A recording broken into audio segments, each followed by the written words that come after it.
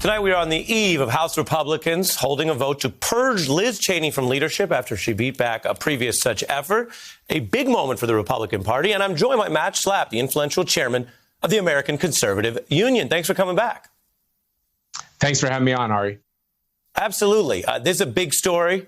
When you look at House Republican leadership posts, do you generally think they should be held by people with higher conservative ratings from your group or lower ratings?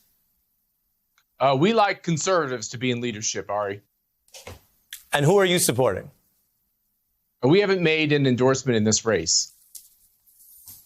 But what? But do you have a preference? Me, if I was voting in the House conference, so I'm a little bit torn because both of these women are longtime friends. I served in the Bush administration with them. But in all candor, I think when I talk to members, and I tweeted this out today, when I talk to members in the Republican conference, I think the criticism of Liz Cheney is that as conference chair, her job is to coordinate the message. And they want the message to be fighting Joe Biden's radical socialist agenda. They think that they're on the cusp of taking these majorities back. I think the House is in very good shape for the Republicans to take back. They want to talk about that. They don't want to talk about animosity with President Trump. Right. And so you're referring to the idea that while she has not changed her positions, Liz Cheney's been consistent. She beat back the last effort. There's a lot of there's a lot of suggestion that she could be purged tomorrow for that. But she hasn't said anything about Donald Trump losing the election that's false, has she, in your view? I don't know everything she said. I would simply say most Republicans want to stay focused on the reasons why the majority should be given back to the House of Representatives, to the Republicans in the House of Representatives, because they want to have energy independence. They want to keep tax rates low. They want to open up churches and schools. They want to get this economy humming again, and they want to stand strong overseas. And much of that Liz Cheney agrees with, and I agree with you. She's been fairly consistent with us. She has a rating in the high 70s out of 100. It's not perfect, but it's very strong. It is higher than Elise Stefanik's, although Elise Stefanik started out at a 33% with our group. And in the last year is getting closer to 60%. I've talked to her. We seem to be mostly aligned on the big questions. And I think from her point of view, having a moderate Republican in House leadership should be a good thing. I don't know why you would be opposed to that. Didn't say I was, but I appreciate the dialogue. I mean, what's interesting here is you're getting exactly to why we wanted to talk to you about it. You mentioned the numbers. We checked on your site. What we have here, we'll put them up so viewers know what you're referring to, is a pretty big gap in their conservatism. Stefanik, according to the purple rating we saw on your site, was around 43, 44. Cheney will reveal, as you mentioned, high 70s.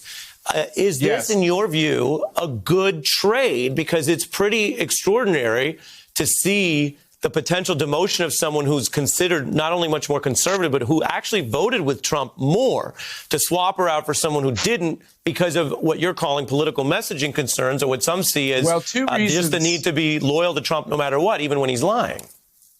Two reasons I don't think Trump is lying, but two reasons I think Liz Cheney's rating is better, but we don't consider it stellar. It's the high 70s out of a scale of 100. Elise Stefanik started out as a 33 and has already moved up into almost like the 60 category. And I think what I see is the right kind of trend with her. Now, I don't get a vote in this, Ari. I'm not an elected member of the House of Representatives, but I have talked to a lot of members, the Republican members in the House. And what I hear is not so much that they believe that Liz Cheney isn't aligned with President Trump. It's more that they want her to stay focused on what their agenda is. That's why I think we'll see a shift in the leadership. Now, Liz Cheney, you're if she expecting, loses by the way, this race, and it looks like she will. For clarity, though, you're referring to the fact that you are very plugged in. I'm getting like a mildly modest slap today for whatever reason, but you run CPAC. People know it couldn't be. Yeah, exactly. It couldn't be. But you're very plugged into all these folks. You're seeing that you think Cheney's going to lose tomorrow. I'm taking from reading between the lines. Yeah. You have Donald Trump and others come to your conference. You're right in the center of all this. Yeah. So you have insights into it, but you're also suggesting that this is all messaging. I do want to play for you, and then I'll let you finish your point, for everyone to remember, because I'm really struck by it. You and I agreed earlier that Cheney's been consistent. all that's happened is McCarthy and others seem to be walking away from what went down January 6th. And it would seem to be the better and more responsible thing for the party to say, whoever stormed the Capitol committed crimes was wrong. Anyone who was giving voice that was seen as supporting that is wrong, and move forward. McCarthy seemed to try to do that along with Cheney. He's changed. She hasn't. Let me show it to you for your response. Take a look. Somebody who has provoked an attack on the United States Capitol to prevent the counting of electoral votes, which resulted in 5 people dying, who refused to stand up immediately when he was asked and stop the violence. The president bears responsibility for Wednesday's attack on Congress by mob rioters. He should have immediately denounced the mob when he saw what was unfolding. Matt, didn't they agree, but McCarthy's walked away from that?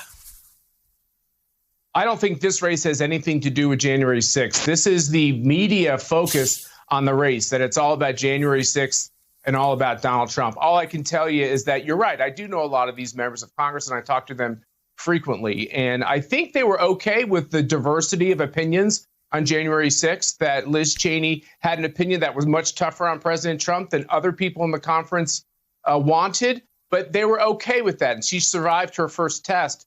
Since then, they feel like she has focused too much on those questions, and she's not breaking through and helping them break through on the policy differences we have with Joe Biden and Nancy Pelosi. We are on the cusp of a huge Republican boom and takeover of the House of Representatives. Now, we could screw it up, as we have before, by focusing on things that will not help us pick up seats. I got no problem with people in the Republican conference have a diversity of opinion, including their opinions on Donald Trump, and a lot of them share them with me. We will take back the House of Representatives if we stay focused on what the American people want to see done from a policy standpoint. They miss these Trump policies. They miss them terribly. And I'm running up against the break, as mentioned, a big Republican decision tomorrow. So interesting to hear from a top Republican. Matt Schlapp, thanks for coming back on The Beat.